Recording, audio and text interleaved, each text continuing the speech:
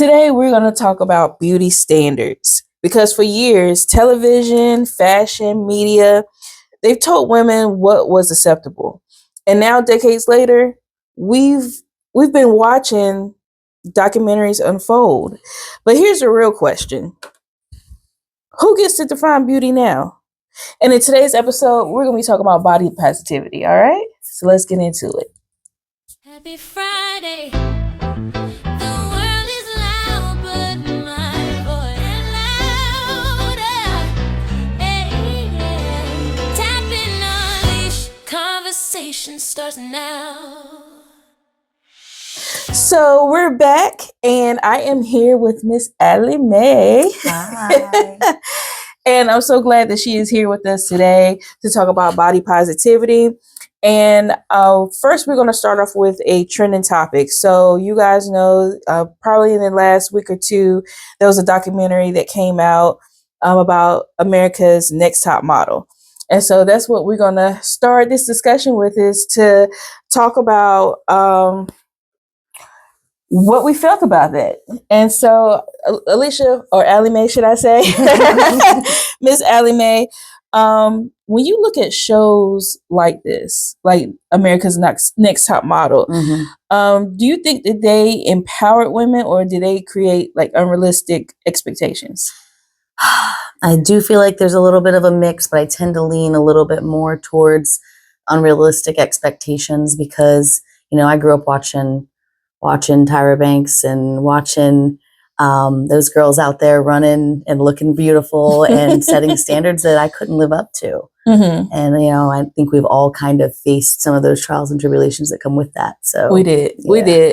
And I can attest to that because I know, especially, back in the early 2000s when America's Next Top Model was out, we also was in the world of like music videos. Yes. And we were rushing home to watch MTV and, all at 106 Park. That's how we learned about the music. Exactly.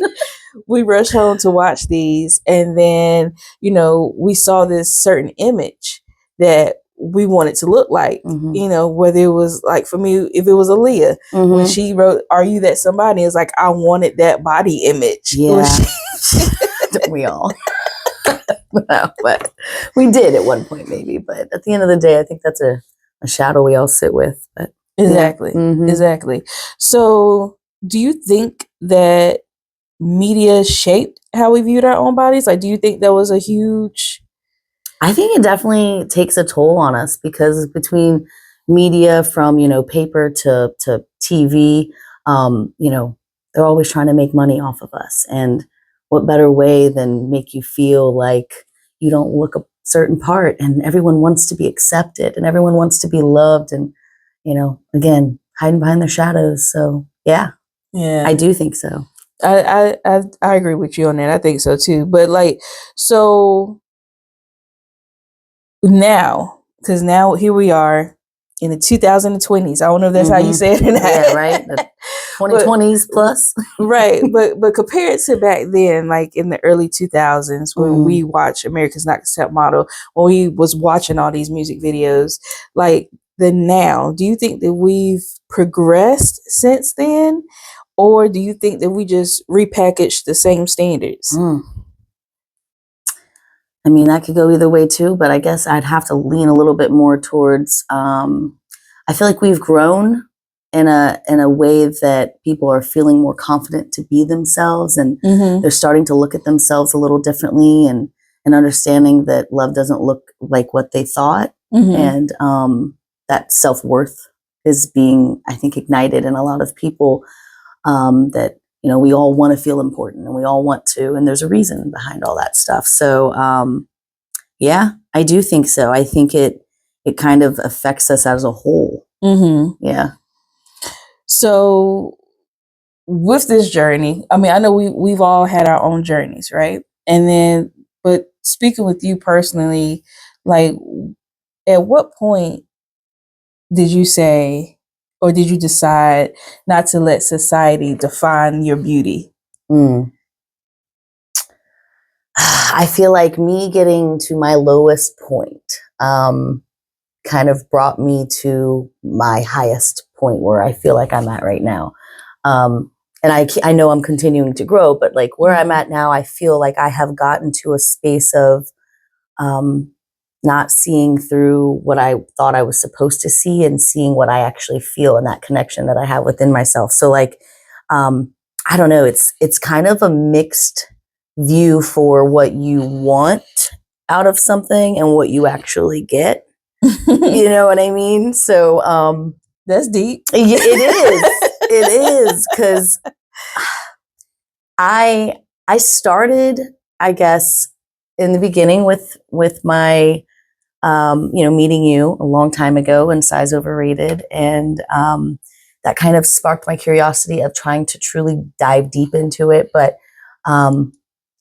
it can go back to my childhood if you really want to. But what's really like I said, where we're looking at it as a whole is being put to my lowest point and having to rise back up through it, like being shown and told what you aren't, or what making your reality seem as what it's not, and having to work through those emotions to come out on top.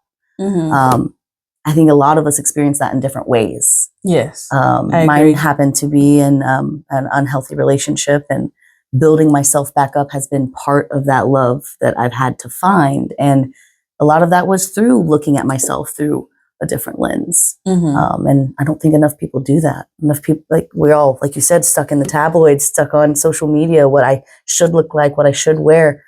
You should wear what you want to wear. Do you remember that video I posted? Wear the shirt. It was a crop top. And for years, I wouldn't wear it. It just sat in my closet. And then one day I was so frustrated. I put on the top and I made a video about it. I was like, I'm wearing it and I don't care. I don't care if my pooch is out. I don't care if you don't like it. I'm wearing it because number one, I bought it because I liked it, and I've yet to wear it because of what other people think, Right. So, it's like I said, as a whole, it could be taken all the way back. But for me, it really came back to building myself up through the dark parts, sitting with the sadness, the shadows, the reasons you got there, the who, the what, the why, But you could have stayed there. Like, what made you say, I'm not going to stay there, that I'm going to rise above it? Couldn't go any lower. I couldn't. We could get real deep if you want to, but there's nights sitting out by a lake, crying and thinking unhealthy thoughts that people, shouldn't think, but it happens every single day. Right. And being real with myself of what got me there was kind of a wake-up call for me. If I wouldn't have done that, I would probably still be stuck in that same pattern.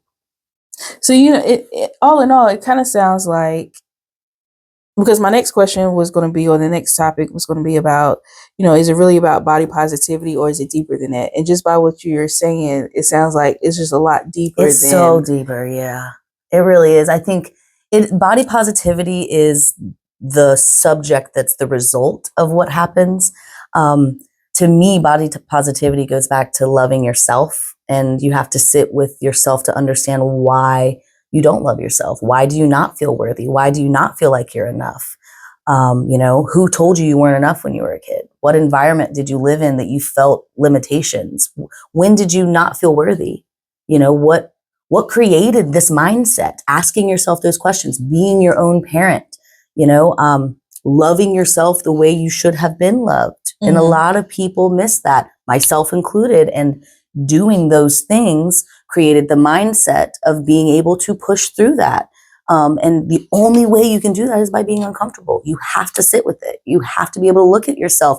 I don't care if it was your mom, your cousin, your sister, whoever made you feel that, whether it was yourself judging others. That's a little bit of my story we might talk about later. But yeah,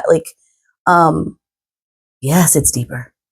The body positivity is the result of me finding my confidence through self-love and understanding that everybody is beautiful. Every ass matters. All asses matter. That part. Yes, girl. Hashtag. Little, wide, flat, fat, it don't matter.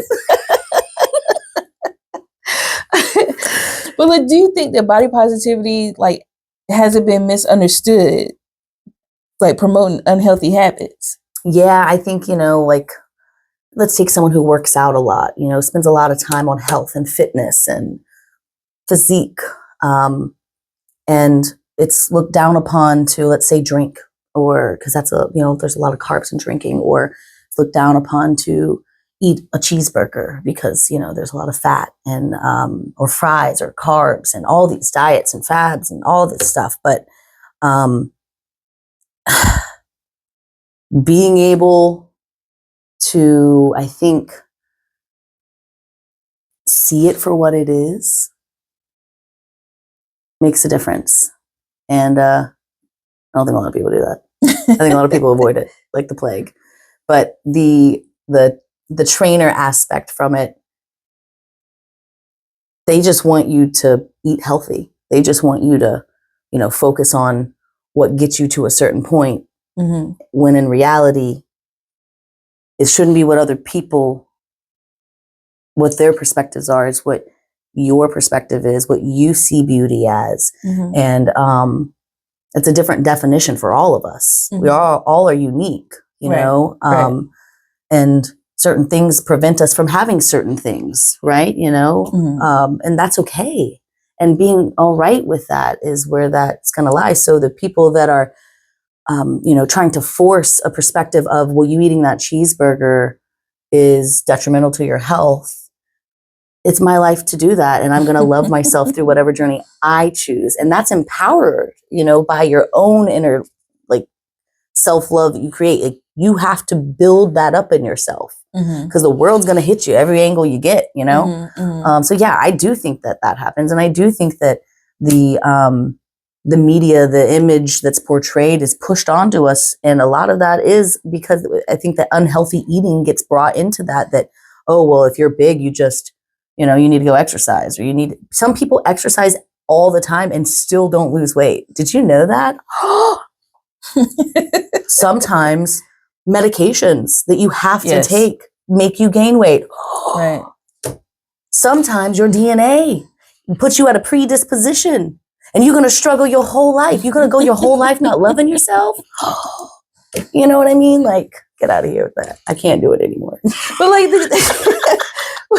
well, the crazy thing is, the whole reason why I started Size Overrated magazine in the first place is for people of all sizes to love who they are. Mm-hmm. But I always say, live a healthy lifestyle. Mm-hmm. And I say that because one of my pet peeves, and we talked about this, is when, like, if I go to the doctor and I'm the size that I am right now, 9 times out of 10, they're going to say, you need to lose about 10 to 20 pounds. Every time they're going to Every time they're going to tell me I need to lose weight, right? Mm-hmm. You didn't ask me, do I work out on the regular? You didn't ask me what my habits are. Yeah. You didn't ask me any of this, right?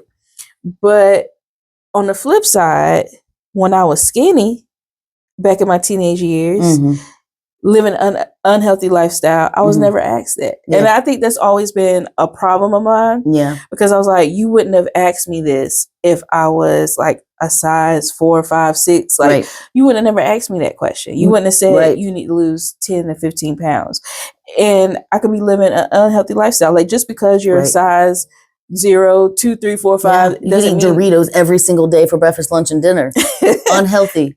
But you got a fast metabolism. Thank you for your DNA. You know what I mean? Like, and that's the kind of stuff I'm talking about. You know, I can get it. That's frustrating. Because when we talked about, you was like, we understand that sometimes weight can cause certain issues. Mm-hmm. But that's why I say, as long as you live in a healthy lifestyle, if you're doing everything that you're supposed to do health-wise, if you are a size 16, a size 18, but you know that you're doing everything right. Right. Like you said, people work out every day and don't lose a pound. Yep. And I go to the doctor and I get a clean bill of health. They tell me, you're doing great. They always say I need to lose some weight, but they're like, your blood pressure's good. Like, they check off all the boxes. So, but I still got to lose weight. And I think that's the misconception. Yeah. Of having this misconception of what unhealthy habits look like. Yeah. And it's like, don't judge somebody because of how they look, because of their size. And it's so surface level. Like, unless you're doing some body composition test or you're going down to the nitty gritty of what I do and what I eat, and you actually know my story and get into depth. But doctors aren't doing that. You know, doctors are you paying a different person to do that, a dietitian or something. You know, and who's got money for that? You know, who's going out and getting dietitians? You know, no one. Yeah. But you know, we know all in all when it comes to getting the message across, like there's different ways to get the message across for anything we do in life. Yeah. And like, especially with body positivity, confidence, I want to transition into what you do. Okay. And the music aspect of it. Because I feel like music is for the soul, you know, and the message hits different sometimes when it's in music, right? And you have a song that got a lot of attention because you mentioned a little earlier. You kind of gave it away a little bit when you said, "Oh, my all asses matter" statement. Yes, yes. With all asses matter. And I want you to tell everyone, where did you get that title from? Like, why did you come up with that title of All Asses Matter as far as your song choice? So, All Asses Matter was really kind of a basis on me being a little bit of everything, number one. And I had that vision created because I constantly my entire life have felt, you know, a little out of place, like I'm, you know, misunderstood a little bit, a little rough around the edges. And I, at the time, was writing a bunch of music, and I'm trying to get myself into gear to, you know, start to promote myself and be in my highest self, is what I call it, being my highest self. And I went to go see a trainer. I won this, it was it had a free body composition test and some other stuff, but you got discount for your package if you signed up for it, for the program. And so I went down there and found out that my ass weighed, excuse me, sorry, I can't say it. We already said all asses matter. That's right, I forgot. We're past that point. We're past that point now. All butts matter. My apologies. Asses matter. Asses matter. We've already said it's out there in the atmosphere. But yeah, I found out that I had 57 pounds of fat on my ass, and it hit me a little hard at first because I was like, "Dang, like that's a lot." You know, I'm thinking about holding a weight. That 10-pound, shoot, my arm's tired after about 7 to 12 reps. I feel it, you know, and right. I got 57 pounds and it was fat, you know, and I don't, you know, you may know, but they may not. I tried to turn everything into a positive, you know, I always try to find something to be grateful for in everything that happens, especially in negative things. And when that happened, there was a part of me that was sad. There was a part of me like, wow, like that's a lot.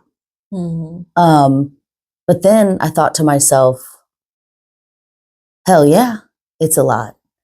Mainly, I can give one good credit, at least, to one of my exes who helped me come up with the name of the song, actually.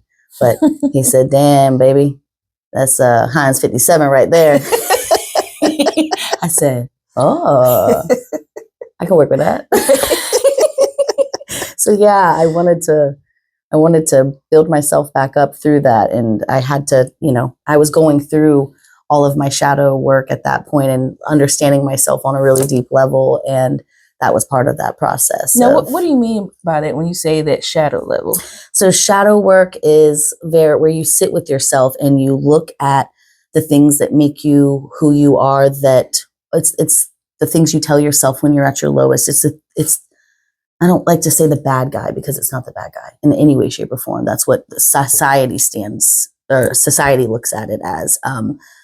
It's more of what the parts of you that are unhealed say to you when no one's looking. The parts that keep you small. The parts that when I wanted to write the song about Heinz 57, how I thought, no one's going to love it. the parts that someone put in there, whether it was, you know, like I said earlier, your mom, your uncle, whoever it was, someone made me feel like that was a problem. A lot of times it's like what you were saying, it's the media, it's the TVs, but a lot of the times, most of the time, it's supported by our friends, by our family, by the people we're closest to that we trust. Yes. And then those shadows are created because now, you know, let's say I have an uncle that told me I was fat all the time when I was a teenager. And I was not fat. I was very healthy, but I had a tiny little pudge. And he may have just been joking, maybe, or maybe he was just trying to be playful, or maybe he saw me eat the whole box of cookies the night before. And it's like, if you keep doing that, you're going to have some problems later in the future. But that created a stigma in my brain that I now associate myself with this thing. And that creates a shadow that I hide behind because I don't want people to see that part of me. Shadows are the things you don't want people to see. And shadows are the things that you tell yourself when no one's looking that minimize you, that make you feel less.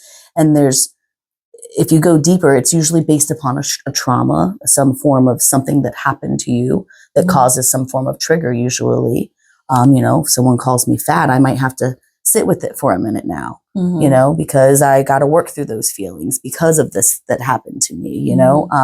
So that's what I mean by that. But the worst part is how society looks at it. They look at it as, you know, light and dark and good and bad. And I can understand the perspective of that, but to me, that's not how I sit with it. To me, we're supposed to have balance. You know, when I'm up on stage and I'm being my most, I'm going to use egotistical is the word I'm going to use because I have to be fully confident up there. I can't get up there on stage and just act like I don't know what's going on. And if you, on my music video, you know, I start out in the beginning of that song doing that. The beginning of that song, and the reason I made the video was because I wanted people to see that message. I wanted them to see that I made a rap as a country girl, growing up as a country girl. I made a rap and I was so scared to go outside of this comfort zone. I was so uncomfortable. And part of it is me pulling off my mask and me sitting here with myself and owning it and finding that confidence. And in the video, I picked out little different people that all represented parts of myself, you know? So the shadow side's really, really a big part of my brand because I want everyone to look at themselves. I want everyone to sit with what makes them uncomfortable because if they do, nowhere but to go but up. That's true. Yeah. And knowing where it came from, because I'm glad you're saying, you know, it didn't always come from just the media or the videos, that it could have came from someone that's close to you. And, you know, it's fueled by the medias, but there's a root. Because if there was no root, the media probably wouldn't affect you as much if you had a mom or a dad or someone that was in the background going, girl, don't even worry about that. Listen, that don't matter. I'm gonna tell you right now. And it can still affect you, but when you have that support, you don't sit with it the same way. Very true. That's true. I can attest to that because I had someone close to me in my teenage years say, as long as you stay that size, as long as you stay chubby, then you're never going to get a boyfriend. You're never going to have anyone that's going to love you. Yeah, I had that said to me too, except it was that if I had kept a house clean and kept all this stuff clean one day, that maybe I'd have a good man one day that would love me. Nice. I want a man that does half the work. Let's okay, maybe not 50-50 because that's unrealistic, but at least get real close to that, okay? We can all compromise and stuff, but anyway, sorry, that was sidebar. Just in case you're wondering. Don't come at me with some 20% or you gonna take your plate to the sink and feel good about yourself. No. Sorry. You good. But I am going to play. I want everyone to see a clip, a segment of your video of All Asses Matter and the mask that you're talking about. And before I go into the clip, just talk a little bit more about the representation of the mask, because when they see the clip, they're going to see people that's in masks. So talk about that a little bit before we go into the clip. So I put, like I said, strategically, people in my video because they represent a part of who I am. You know, I've got a tomboy in there, you know, I've got a girl that's dressed in juggalo attire. I've got a girl wearing really short shorts. I've got a girl dressed up with her cleavage out. I've got a burlesque dancer in there. I've got Rocky Horror Picture Show in there. I've got Size Overrated in there. I've got, I've got a lot of different aspects of who I am. And I hide behind my shadows just like every other person, and part of my journey and my experience that I'm trying to inspire others through is to help them see that when you have these masks on, you're not being authentic to yourself. And what authenticity, what that brings to your life is unrealistic to what you think it does. You think I'm just talking hoo-hoo, woo-woo stuff. No, this is like game changer stuff here. Like this is what I think, in my personal opinion, what you're supposed to do here. We're not going to go down that rabbit hole, but the masks are representing what you're supposed to overcome. Okay. And we've all got stuff to overcome. And you got to look at your shadows for that. So I've got everybody in there. There's men in there. There's women in there. There's every aspect you can think of to try to incorporate that from my vision of All Asses Matter. And also, I got all different shapes and sizes in there too. Right. On and purpose, I love it. I love it. We're going to show the clip. Let's show that clip of All Asses Matter. Got no clue what to do with it. If it's too much, better go to school with it. Hold on tight, got a grip with both hands. That's a whole lot of ass for even best of man. Ain't saying I'm the one, I support all queens. Little wide, flat, fat, good, just do your thing. Don't give no fucks to what they say. Dance with your shame and claim your name. That ass so fat, that ass so round. Girl, that shit thick, too thick to sit down. So now that you guys have seen it, I want Allie Maye to explain, or how do you want women, men, or your Allie maniacs, how do you want them to feel after they watch the video? I kind of want their inspiration to be fueled. I want them to feel empowered. I want them to feel like they can tackle anything built upon their inspiration to grow, because at the end of the day, it's what's helped me. Sitting there looking at it, understanding why it's there, and then being empowered to do something about it. And if I can do it, so can you. You know what I mean? And, I love it. And I think it's scary for most people, and I want to show people that it doesn't have to be scary. It's all in your mindset. It's going to be rough. It's not going to be pretty. Don't get me wrong, because you're going to cry about it. You're going to, most of those things we're talking about hurt. And that's why we avoid them. That's why we don't look at them. It's why they're shadows. That's why they're shadows. That's it. So at the end of the day, what do you want your fans to know? What's the message you want them to take away? I want them to be empowered by self-love. That's what I want them to be. I want them to be empowered by self-love and inspired to grow. I love it. That's it. Just as simple as that. That's it. So as we close the segment, I just want to say, beauty standards, they're always going to exist, right? They're always going to exist. They're always going to be there. Media is always going to evolve. But at the end of the day, what we've been talking about this whole time is where your confidence level is. Yeah. And that's what matters, because that's personal. So my thing is really not about size. It's about your ownership of how you feel about yourself. And everything else will align in. Absolutely. So this is another episode of Unleashed Conversations, and I am here with Allie Maye. Make sure you check out the full video of All Asses Matter. Let them know where they could go and find you. Okay. And actually show some of your masks off. Oh yeah, I've got some masks here. This is my diamond mask here. This is the heart version, and this is my stud version. And they can come as pairs or as sets. But my favorite part is that we've got this patch here to represent. And I even have another cool, unique way to wear it. I like to put it on backwards too. So you can get the patch on the front or the back, and you can put your ponytail through the back. That's dope. Yeah, and I kind of like, I kind of like it the front way though a little bit more because it looks like Oogie Boogie when you wear it. You got little eyes poking up. It's cute. But yeah, I mean, I wear these down when I go to Florida and we ride 4-wheelers and keeps the dust out of your face because you get covered in dirt when you're out there on these 4-wheelers and covered in debris and it's just all over. So where do people go to find it? They can check out my website. It's actually going to be coming live in the next week or so. I'm running with all of my force to finish it. Okay, so once you give me the information, I'll make sure I put it in the comments so that you guys can follow her and get some of her gear. You can follow her music videos. And that website is AllieMayeEntertainment.com. AllieMayeEntertainment.com. Yeah. All right, you guys. Well, you heard it from Miss Allie Maye.